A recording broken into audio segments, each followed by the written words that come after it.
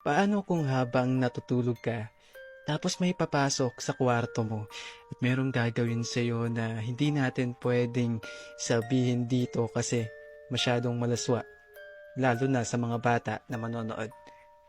Anong gagawin mo sa ganong sitwasyon?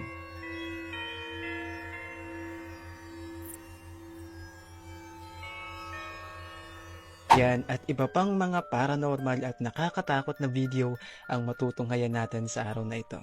Pero bago ang lahat, huwag mo nang kalimutan na mag-like, share, and subscribe sa ating YouTube channel na Mr. Godlex TV. Yun lang. Okay, so ito yung unang video natin sa pagmasdan natin yung makukuha o makikita sa CCTV camera. Nung meron... Oy, wait, parang may napansin ako ah. Teka, ano yung lumilipad? Okay, pagmastang maigi ah. Eto. Yeah. Eto. Lumipad pa itaas. Ano yun? Parang witch. Wait.